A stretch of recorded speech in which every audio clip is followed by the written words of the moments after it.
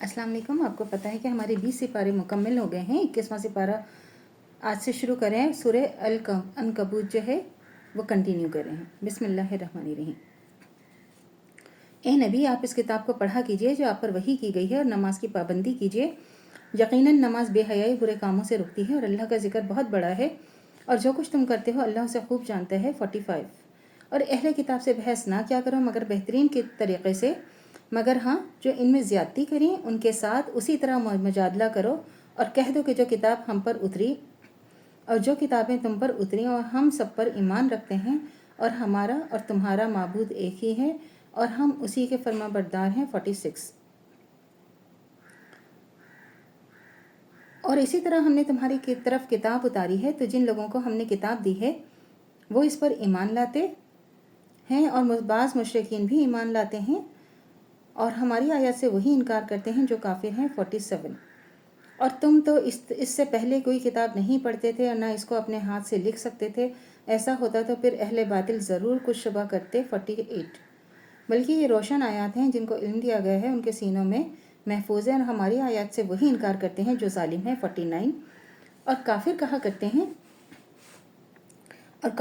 करते हैं कि उस पर उसके रब की तरफ से निशानी क्यों नाजिल नहीं हुई। आप फरमा दीजिए कि क्या उनके लिए काफ़ी नहीं है, काफ़ी नहीं कि हमने आप पर किताब नाजिल की है जो उनको सुनाई जाती है। कुछ शक नहीं कि मोमिनीन के लिए उसमें रहमत और नसीहत है। 51।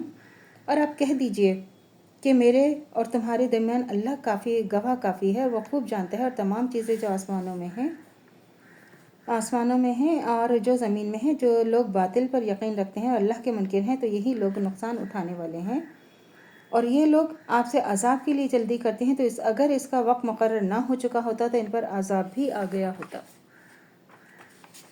और वो अजाब उन पर अचानक आकर ही रहेगा और उनको पता भी ना चलेगा। 53। ये लोग आपसे अजाब के लिए जल्दी करते हैं, तो दोज़ख तो काफिरों को घेरने वाली है। 54। जिस दिन अजाब उनको उनके ऊपर से और नीचे से घेर लेगा, और अल्लाह फरमाएगा जो काम तुम करते थे अब उनका मज़ा चखो। 55।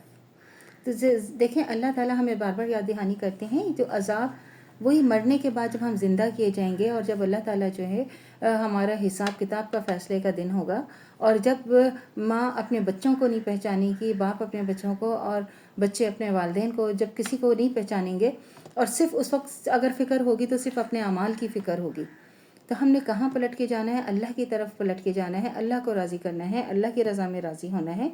और जब ये बात समझ में आ जाएगी तो खुद ब खुद हमें अपने अल्लाह की तरफ, अपने रब की तरफ जो है हम खुद ब खुद जाएंगे।